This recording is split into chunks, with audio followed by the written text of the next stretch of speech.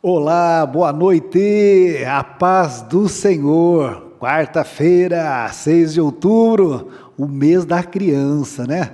Que benção, né? Nós teremos aí esse mês na nossa igreja, o tema será Não as impeçais. É isso aí, hein? Vai meditando aí nesse tema, né? Nós temos o papel de incentivar as crianças. E hoje nós teremos aí o nosso mosaico. Então hoje nós vamos encerrar, né, os estudos sobre os milagres de Jesus. Os milagres descritos na Bíblia, né? Eu sei que Jesus fez muitos milagres, mas os milagres escritos foram no total de 35 milagres, né? E nós falamos um a um aqui nessas últimas quartas-feiras. E hoje eu vou falar os 2 últimos milagres, olha que bacana, né? E nós vamos encerrar então essa parte, onde Jesus primeiro foi ao monte, né? Ensinou, deu o seu sermão, aquele sermão conhecido, o sermão da montanha, deu toda a parte teórica para os discípulos e depois levou os discípulos a uma parte prática, né? E é isso que nós estamos falando. Com Jesus nós temos aí o período de aprendizado e temos que colocar em prática todo o aprendizado de Jesus. E eu espero que nesse tempo que nós estivemos falando aqui sobre milagre, que o Senhor tenha ativado aí no seu coração, na sua memória, que o nosso Deus é o Deus de milagre. É o Deus do impossível, é o Deus que julga aquelas causas perdidas, onde não tem mais saída, onde não tem mais solução, né? Então nós vimos aqui tantos milagres, falando aqui nas quartas-feiras, através da minha vida, do irmão Luiz, da pastora Miriam, e hoje nós vamos falar dos 2 últimos, e eu quero que esses 2 últimos assim toquem profundamente o seu coração.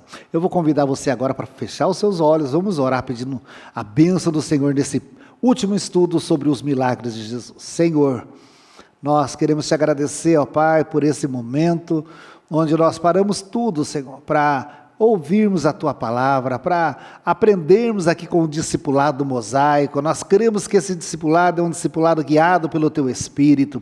O Senhor tem nos dado a direção, tem nos ensinado através desse estudo, e mais uma vez, Pai, nós estamos aqui com o nosso coração como terra fértil, para que a Tua palavra caia e floresça, Senhor. Em nome de Jesus, fala conosco.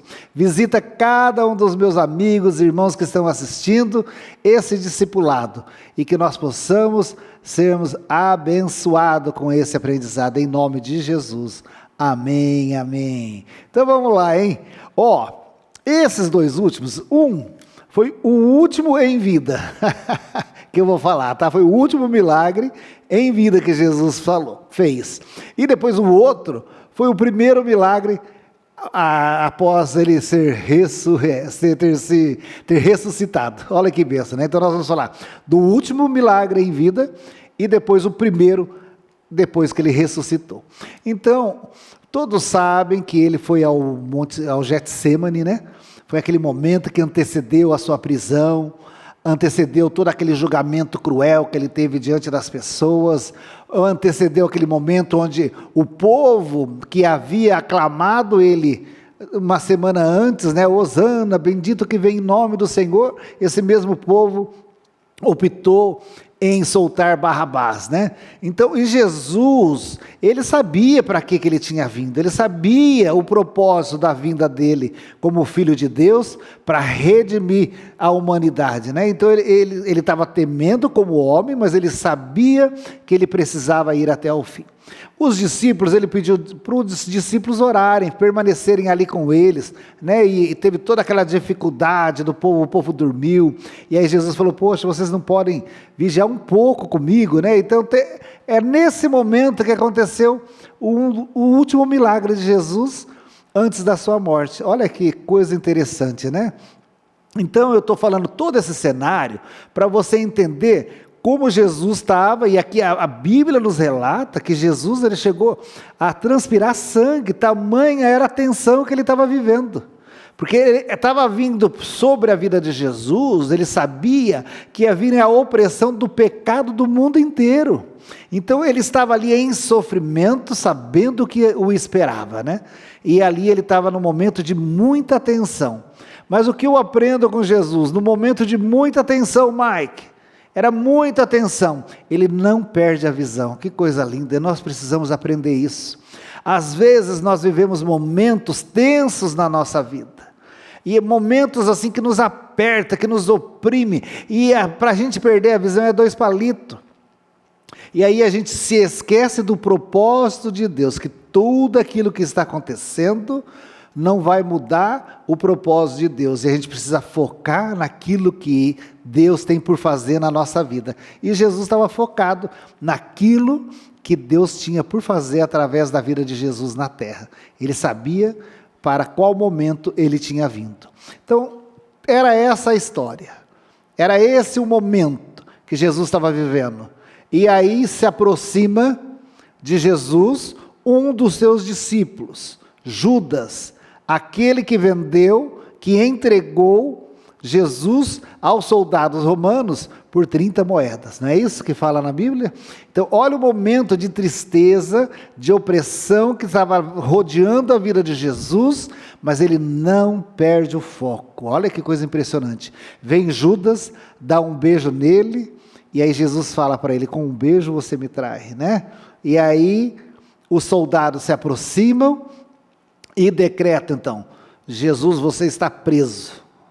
Olha só. E aí Pedro, que era o mais colérico, né, dos discípulos, pega a espada e vai na orelha de Malco, né? Fazendo a justiça ali com a própria mão, né?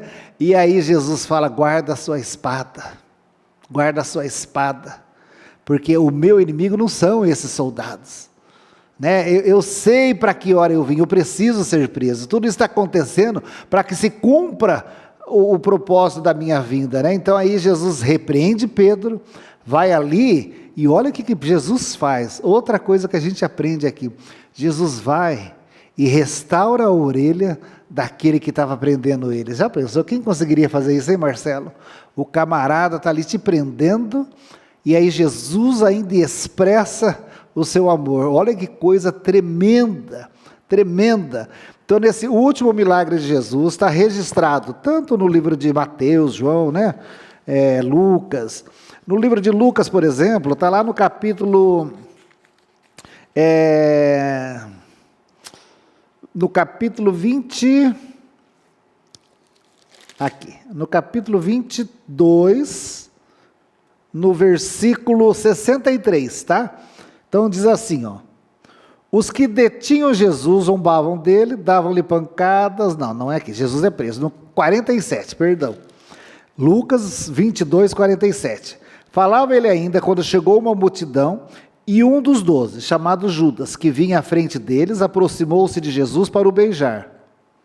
Jesus, porém, lhe disse, Judas, com um beijo traz o Filho do Homem. Então, o momento de traição, né? Para a gente perder o foco é 2 palitos, para perder a boa, e Jesus ali, ele não podia perder a boa, por isso ele vigiava o tempo inteiro, e aquela noite foi uma noite de vigília, né? Os que estavam ao redor dele, vendo o que ia suceder, perguntaram, Senhor, feriremos a espada? Então aí os discípulos de Jesus já queriam, vamos partir para a briga, vamos para cima, vamos dar neles, né? E aí um deles mais, que é o Pedro, né? Mais colérico, né? Feriu o soldado do sumo sacerdote e cortou-lhe a orelha, né? A orelha desse soldado, cortou a orelha do Malco, né? O nome desse soldado. Mas Jesus acudiu dizendo, deixai, basta. E tocando-lhe a orelha, o curou. Olha que coisa linda, hein? No momento de adversidade, no momento onde a gente já podia falar assim, olha, eu estava com a cabeça quente, eu estava nervoso, eu estava acabando de ser traído por um amigo, eu sabia que lá na frente estava vindo a opressão do pecado do mundo inteiro, né? Nem pensei em curar a orelha de ninguém, a gente podia se justificar assim, né? Mas aí mostra a essência, né, do cristianismo. Jesus focado no centro da vontade do Pai. Ele vai ali, ele sabia que dele não podia sair outra coisa. Aí ele repreende Pedro, vai ali, pega a orelha de Malco e cura, coloca no lugar. Então, dirigindo-se Jesus aos principais sacerdotes, capitães do templo e anciões que o vieram prendê-lo, disse: saísse com espadas e porretes para deter um salteador? Diariamente, estando eu convosco no templo, não puseste a mão sobre mim. Esta, porém, é a vossa hora e o poder das trevas. Olha só que momento tenso que Jesus estava vivendo ali, mas ele não perde o foco. Então esse foi o último milagre de cura de Jesus antes da sua morte. Que legal, né? Ele cura um inimigo, olha só, cura aquele que veio prender. E olha que ensinamento que Jesus está nos dando aí na prática, né? Orai pelos vossos inimigos, abençoa aqueles que vos perseguem, né? Então aqui está um grande ensinamento, além de ver um grande milagre, que é a cura da orelha. Imagina, né? A orelha caiu, Jesus vem e restaura a orelha do soldado, e além de tudo, ele mostra ali o entendimento. Tudo isso está acontecendo porque tem um propósito, onde eu devo chegar. Então, às vezes nós estamos passando por momentos difíceis, começa a acontecer coisas que tiram a nossa atenção, e a gente começa a brigar com essas coisas, a gente esquece que tudo aquilo ali está colaborando para que se cumpra o propósito de Deus na sua vida. Olha só, então o que a gente aprende com isso? Fica focado no propósito de Deus. No momento da adversidade, para de brigar com essas adversidades que se levantam, sabe? Começa a entender qual é o propósito de Deus para a sua vida e fica focado nisso. Tudo bem aí? Então esse foi o último milagre de Jesus antes de ter passado pela morte. Vamos para o último milagre, hein? Aí Jesus operou ali na cruz o milagre da salvação, né? Teve um outro milagre ali da salvação, mas não é o milagre de cura que a gente está relatando aqui, né? Então aí Jesus ali passou pela toda a humilhação, teve aquele momento onde veio toda a opressão do pecado do mundo, ele foi crucificado injustamente, o povo solta Barrabás, prende Jesus, e ainda Jesus ali na cruz, ainda dele saiu o quê? Não podia sair outra coisa, né, Mike? Só podia sair a sua essência, né? A sua essência salvadora. Ali ele está ladeado por 2 bandidos, né? E um dos bandidos confessa Jesus como Senhor, olha só. E Jesus ali manifesta a salvação. Já pensou, sei lá, sendo crucificado, cuspido, humilhado, injustamente, e ainda assim sai da sua boca palavras de salvação. É maravilhoso, esse é o nosso Jesus. Eu amo esse Jesus. Por isso que assim eu me agarro nele, porque não existe Deus mais misericordioso, não existe amor maior, não existe, meu irmão, esse é o nosso Jesus. E aí ele dá o seu suspiro e fala, está consumado. Ele consuma então ali, não a redenção só daquele bandido que estava ali do lado, mas a minha e a sua redenção, e a redenção do mundo inteiro, né? E ali ele morre de fato. A terra, há todo aquele momento de trevas na terra, né? Ali há um mover tremendo, o véu se rasga, e acontece coisas tremendas naquele momento, mas, enfim, Jesus morreu, e aí enterra Jesus. Então você imagina que você está fazendo um monte de planos com uma pessoa, né? Jesus falando sobre, olha, eu vim trazer a salvação para o mundo, estou treinando vocês para evangelizar, então está no ápice dos planos, e aí o seu mentor, o seu mestre morre, ele é assassinado. Como é que os discípulos ficaram? Arrasados, decepcionados.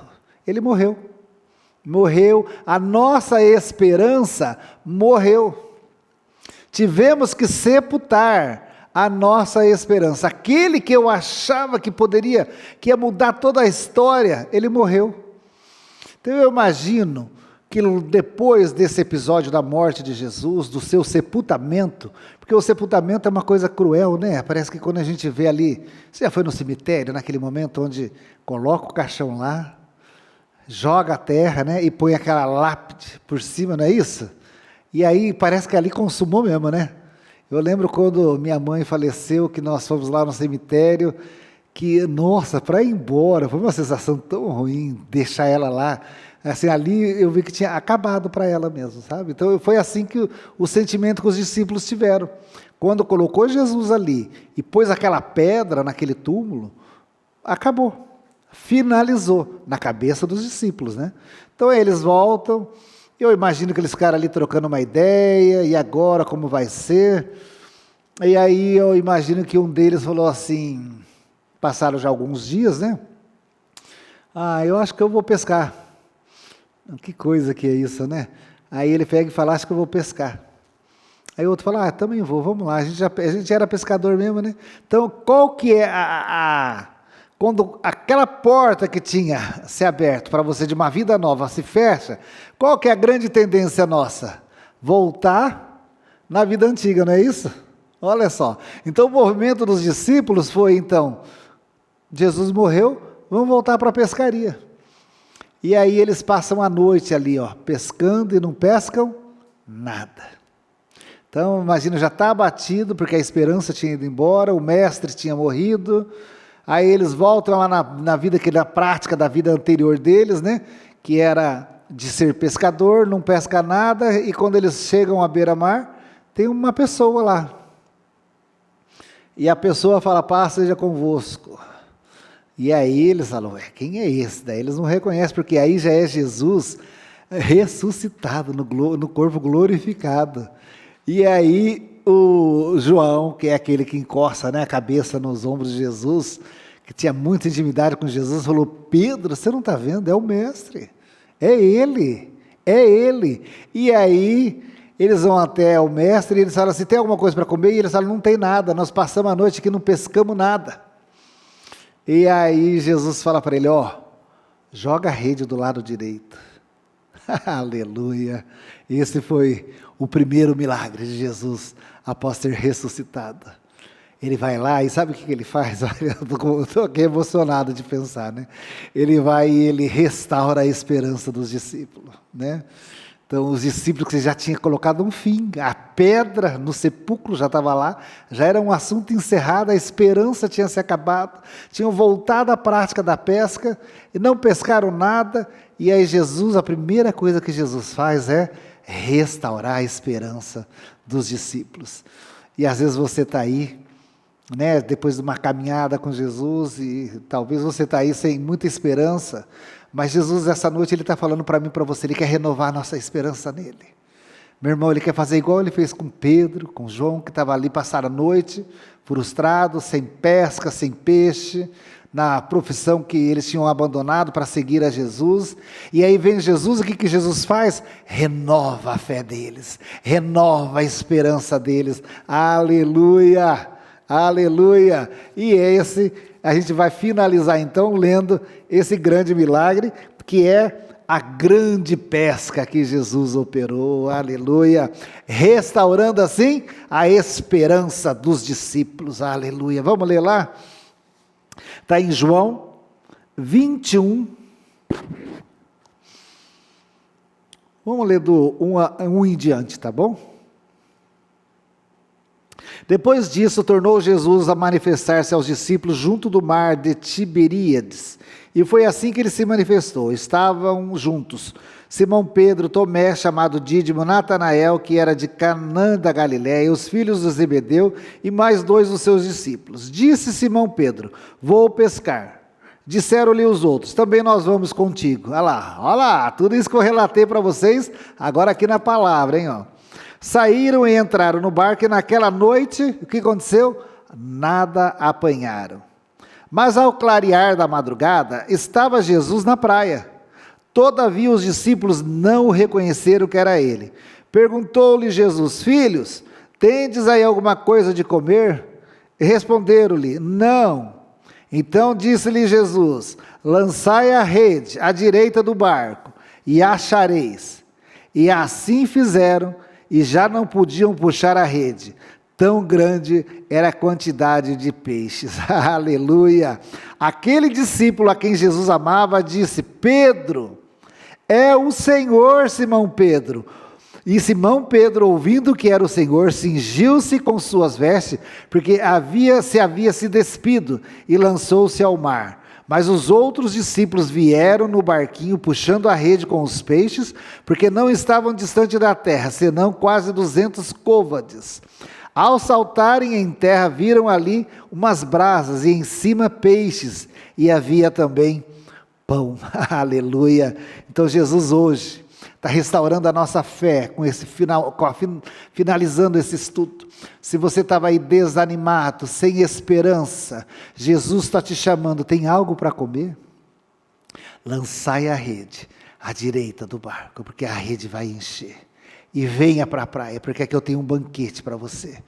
Aí quando os discípulos chegaram ali, já tinha um peixinho em cima um churrasquinho preparado pelas mãos de Jesus, hein? Já tinha pão, já tinha o peixe, e ali Jesus ceiou com eles naquela manhã. E Jesus ali restaurou então a fé e o ânimo daqueles que estavam desanimados. Se colocar aí, meu irmão, alguma pedra nos seus sonhos, colocar algum empecilho, se você está aí travando uma grande luta, vamos nos apegar nesses 2 milagres que finalizou a história de Jesus com vida, e o último milagre que iniciou a história de Jesus ressurreto, aleluia. No último milagre, Jesus não perdeu o foco, embora todas as adversidades que veio sobre ele, ele sabia para onde ele tinha que ir. Meu irmão, se você está travando luta, não perca o foco, você é mais que vencedor em Cristo Jesus, Deus tem bênção para a sua vida, você é vitorioso, você é filho do rei, você é filho do Deus vivo, o Senhor é quem te dá saúde, é o Senhor quem abre portas para você, é Ele que prospera o seu caminho, é Ele que dá a última palavra. Meu irmão, não se atenha às adversidades, aos soldados que se levantam, não tenta fazer qualquer coisa contra essas coisas que tentam se levantar no meio da caminhada. Foca no propósito do nosso Deus e segue em frente, aleluia. E por fim, meu irmão, se você está desanimado, abatido, traga a sua memória, quem é o nosso Deus? O nosso Deus é o Deus do milagre. Os discípulos achavam que era o fim, e não era o fim, era um ponto e vírgula, e tinha um novo começo, um recomeço, mas com Jesus ressurreto, um Jesus presente, um Jesus que está em nós, um Jesus que prometeu: eis que estarei convosco todos os dias. Você não está sozinho, você tem um Deus que está com você, e é esse Deus que multiplica a sua pesca, é esse Deus que renova o seu ânimo, é esse Deus que fala: eu estou no barco, por isso o barco não vai afundar, aleluia. E assim a gente finaliza esse discipulado, falando dos milagres de Jesus, amém, amém, meu irmão, aleluia, aleluia. E aqui então, nós estamos terminando, e eu já vou dar a dica da semana que vem, hein? Como que vai ser semana que vem, hein, Marcelo? Quarta-feira que vem, vai começar 12 episódios, você já assistiu algum? É maravilhoso. É do John Bevere, sabe aquele que falou sobre o temor do Senhor? Agora ele vai falar sobre iscas de Satanás. Olha só, em que é isca de Satanás? Não vou falar, você tem que assistir. Então nós vamos ter aí 12, vai ser 12 aulas do nosso discipulado, baseado no livro do John Bevere. Ele mesmo vai dar aula aqui, contratamos ele. O mosaico é chique, né? Então, como que vai funcionar? O Mike e o Marcelo vão deixar disponibilizado o link no Instagram e no Facebook da igreja.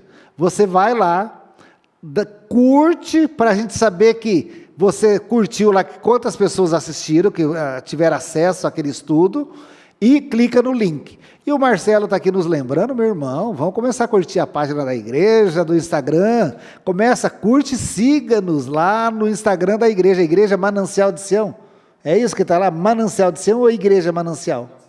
Manancial de Sião, nos siga lá na página da igreja, no Instagram, e tem a página da igreja no Facebook, né? É muito importante, porque assim, quanto mais seguidores a gente tem, mais alcance as nossas publicações têm. Você sabia que é assim que funciona?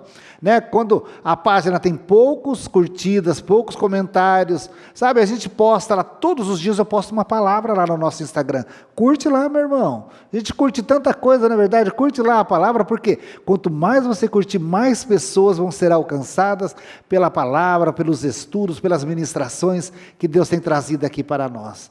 Amém? Então, quarta-feira que vem começa Iscas de Satanás. Clica lá no link, curta a publicação e assista esse estudo. Então, não pode perder nenhum, hein? São 12, hein? Vai ser maravilhoso. Tá bom, meu irmão? Ó, que você tenha aí um resto de semana abençoada. Fique com Deus e um beijo no seu coração. Até quarta-feira que vem. Beijo.